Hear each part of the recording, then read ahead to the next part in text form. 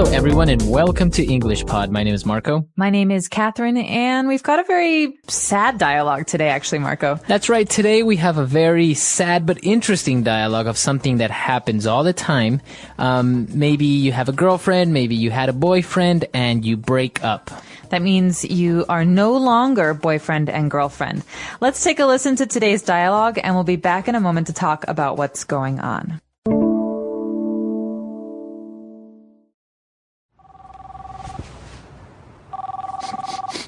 Hello? Hey, do you want to go out tonight?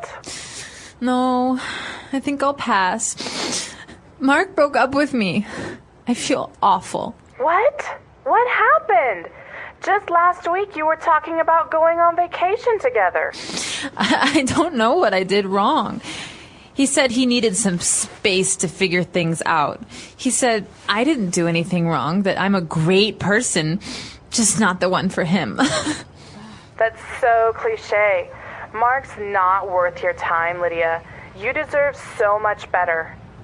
I know we had hit a rough patch, but I had hoped we could work it out next weekend when we both had some time off. I think he found someone else. I had been getting suspicious because he had been spending a lot of time with a coworker. Whatever. He's a jerk. Forget about him. There are many more fish in the sea. Talk about being cliche, Maggie. But you're right. There's no use for me to sulk around. Let's go out tonight. All right, we're back. So obviously this girl, Lydia, is very torn. She's very sad because her boyfriend broke up with her. That's right. She's crying the whole time this dialogue was going on. That's right. So, but she did mention, her and her friend mentioned some interesting things. Why don't we take a look at some of the words they used on Language Takeaway? Language takeaway. So first of all, her friend says, hey, do you want to go out tonight? And what does Lydia say? She says, no, I think I'll pass. All right, I think I'll pass. I will pass. So what does this verb mean, to pass? So that means she is politely rejecting the offer or the invitation. So no thanks. No thanks. That's basically what it means. I won't go. So, hey, Marco, you want to go see a movie in a couple hours? No, I think I'll pass. I got homework to do. All right, so Marco will not come. That means to decline an invitation. That's right. So that's what it means, to pass. Now, as they continue to talk, they mention some of the problems with her boyfriend, but Maggie said, ugh, that's so cliche. So the boyfriend said something, and Maggie thinks that what he said was very, very cliche. So what is something that is cliche? Cliche means something that is said or done very often. It's almost like we would expect it. So like, for example, what's a cliche phrase or a cliche action? Well, in the dialogue, they were talking about ways of breaking up with people. So, for example, it's not you, it's me. Let's break up. So that's a cliche because it's a sentence, it's a phrase everyone always says. It's not very, maybe not very honest. Okay. Or like a movie cliche would be, a couple, they're getting married, but their parents, the parents of the bride, they're divorced. They hate each other. But then at the wedding, they get back together. They're going to get married again. That's a cliche story. That's right. Because you've heard it before. Right. All the time. It's very common.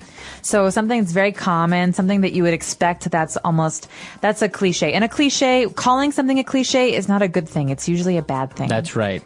Okay. So Maggie goes on to say that, this guy, Mark, her ex-boyfriend, he's not really worth it. She says, you deserve so much better. Okay, so to deserve is a verb, and it means that you should receive something, or you should expect something. So almost like, in this case, you deserve better. You have earned something better. You're a good person. You should receive you should have a good boyfriend. That's right. So when she says you deserve so much better, she's talking about deserving a better guy, a better man. Or for example, so Marco, you work so hard at school, you're always doing your homework, you really deserve good grades. That means you should receive good grades. Very good. Now, when Lydia said, yeah, you know what, I just thought we were having some problems, and we had hit a rough patch. So she's talking about a rough patch. What is that? A rough patch is actually something we talk about a lot in spoken English. It's a way to describe a period of time, so maybe a week or a month, when things are difficult, when maybe you argue with your boyfriend or girlfriend, or when you're sad a lot, or when you're confused. And so a period of time when you're angry or sad with your boyfriend or girlfriend, that's a rough patch. So maybe we can apply a rough patch to another situation, like at work. Maybe you're going through a rough patch at work. That means I'm always busy, I'm always tired, I don't feel happy with my job, I'm going through a rough patch. So it's usually a temporary period of time where things are going bad. It could be a week, it could be a month, it could be a year, Okay. but it's a fixed amount of time. It's not forever. Right. It's just a period. Okay, very good.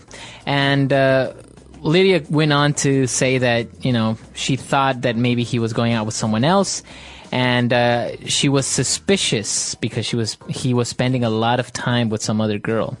Okay, so to be suspicious is to think that something is happening, but you don't know. So, for example, Marco, I think you've been taking the milk from the kitchen. You are always drinking coffee, and you always take milk in your coffee, and there's no more milk, so I think it was you.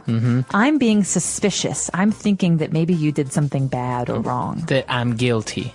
So maybe you're suspicious that someone is stealing the milk, or maybe you suspect or you're suspicious that your next door neighbor is maybe a car thief. Right, so you're very suspicious. That means you're always thinking that this person or someone else is doing something bad. That's right. Okay, so a lot of words there, talking about relationships, talking about cliches. Why don't we go back? Let's listen to the dialogue again, and we'll be back in a bit with Fluency Builder.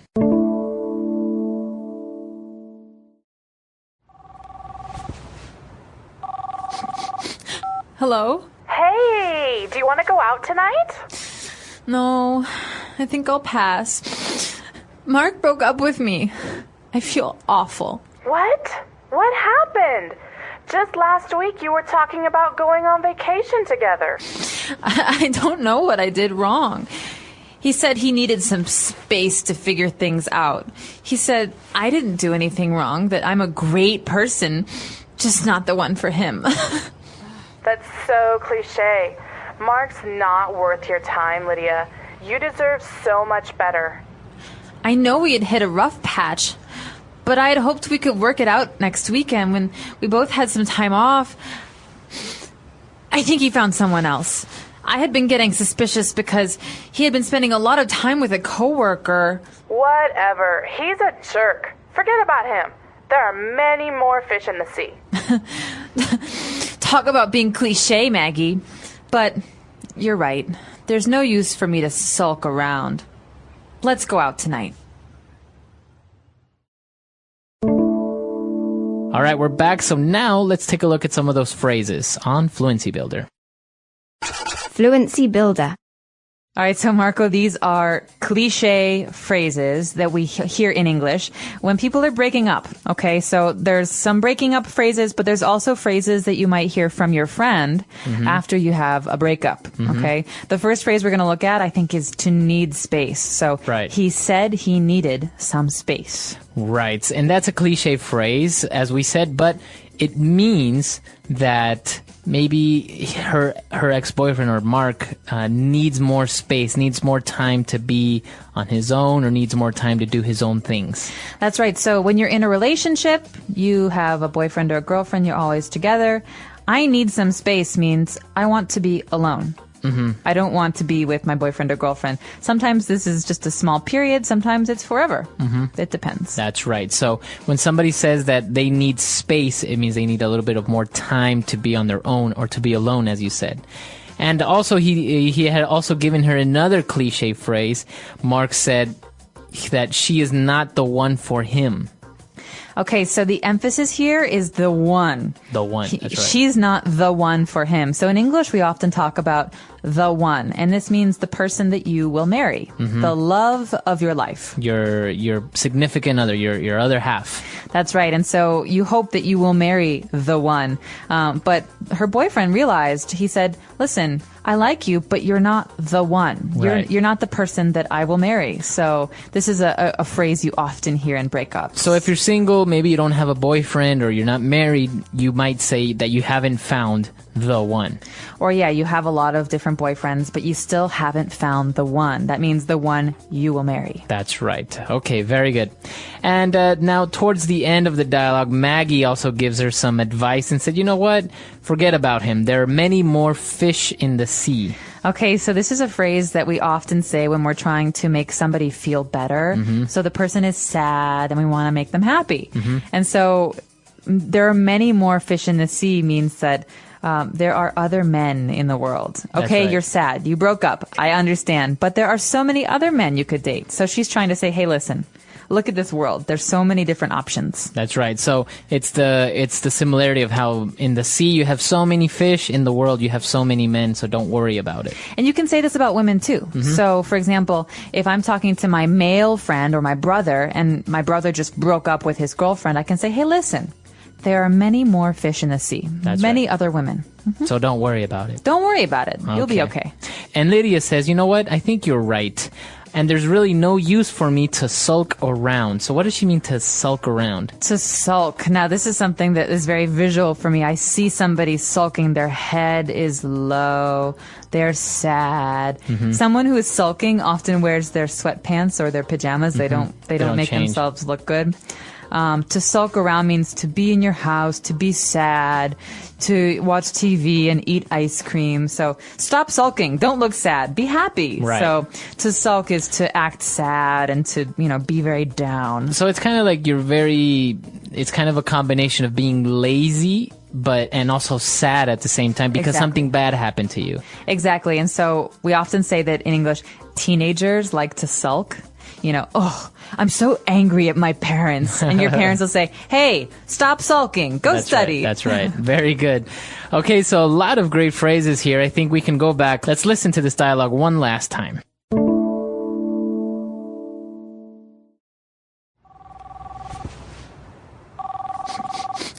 Hello? Hey, do you want to go out tonight? No, I think I'll pass. Mark broke up with me. I feel awful. What? What happened? Just last week you were talking about going on vacation together. I don't know what I did wrong. He said he needed some space to figure things out. He said I didn't do anything wrong, that I'm a great person, just not the one for him. That's so cliche. Mark's not worth your time, Lydia. You deserve so much better. I know we had hit a rough patch, but I had hoped we could work it out next weekend when we both had some time off. I think he found someone else. I had been getting suspicious because he had been spending a lot of time with a coworker. Whatever. He's a jerk. Forget about him. There are many more fish in the sea. Talk about being cliche, Maggie. But you're right. There's no use for me to sulk around. Let's go out tonight. All right, so talking about breakups, these cliche lines, and well, Maggie's obviously upset. What other cliche lines or breakup phrases have you heard apart from "It's not you, it's me," "You're just not the one"? I need some space. I need some space. I think of you more like a friend, because there's like a boyfriend or girlfriend, but then there's a friend. And so, listen, I like you, but I think of you more like a friend. Yeah, I think that's a typical one, especially if you're asking someone out on a date. They might say that, oh, I really like you, but I see you more as a friend than anything else. So there's another one that's very popular. Sometimes you hear people say, I'm just not ready for a relationship. And that's also a cliche line. Or I'm not ready to commit. I'm not ready to commit. Yeah. And it's interesting because I think breaking up is one of the hardest things that people can do. And I think maybe this is why you just use one of these phrases that are so popular and common, because I guess it's kind of a a good way to explain in very soft terms what you want to say and to break up with someone. That's right. And I think that sometimes people are afraid to make the other person sad. And so they say these things that are very, general, like it's not you, it's me. Right. But sometimes this makes the other person even more sad because they don't understand why that they're breaking up. So what about breaking up over the telephone or breaking up with a letter? oof. Generally, at least in America, we say that breaking up over email or letter or phone is not a good way to end a relationship. It's very cold. It's very cold. So the other person would be very angry if that happened. That's right. You just want to see the person and say, listen, let's have a conversation. Let's talk about this face to face. Okay. So this is actually very interesting because as we say, maybe in other countries or in other cultures is not really a negative thing to break up over the phone or maybe send an email saying, you know what, I don't want to see you anymore. Right. So I'd be very curious to hear about you guys and your cultures and what happens when people break up where you live. So let us know. Our website is EnglishPod.com. We hope to see you there. And of course, we hope that you haven't had any very bad breakup experiences. But if you're comfortable sharing, we'd like to hear about your culture and your background. All right. So we'll see you guys there. Bye. Bye.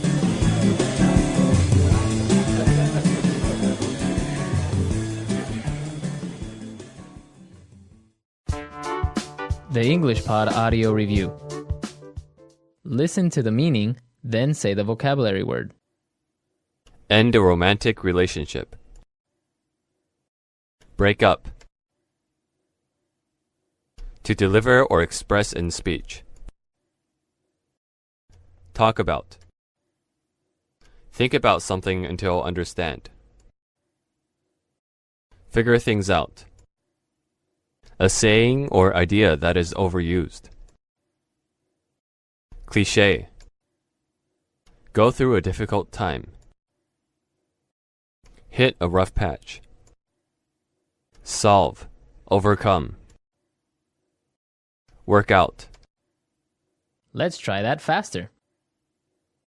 Solve. Overcome. Work out. Go through a difficult time. Hit a rough patch. Think about something until understand. Figure things out. A saying or idea that is overused. Cliché. End a romantic relationship. Break up. To deliver or express in speech. Talk about. Now say the word and hear it in a sentence. I think I'll pass on the broccoli. Cindy said she would pass on the offer.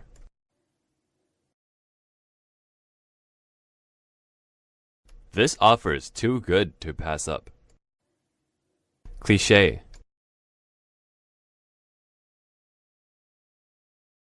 The things he says are very cliché, but very sweet.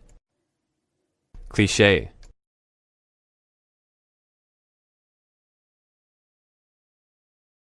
Even though it may seem cliché, I truly believe that love is blind.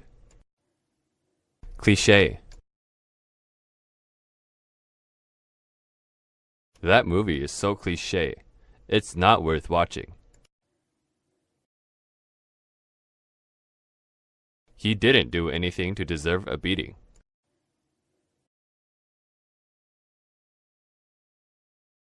I've worked really hard. I think I deserve a better pay.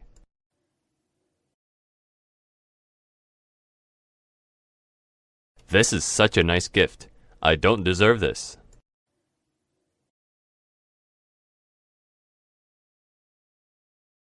Tim is suspicious that his neighbor, Janet, is stealing from him.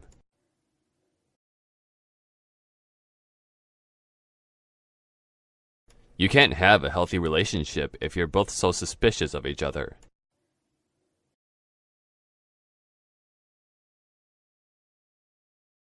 Anna is suspicious of everybody.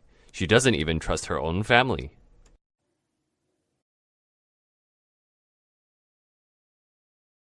Bobby is sulking because his mom won't let him eat dessert.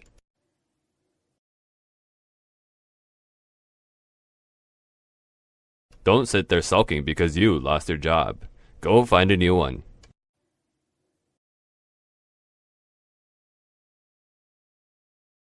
Sammy is very obedient. She does all her chores and never sulks.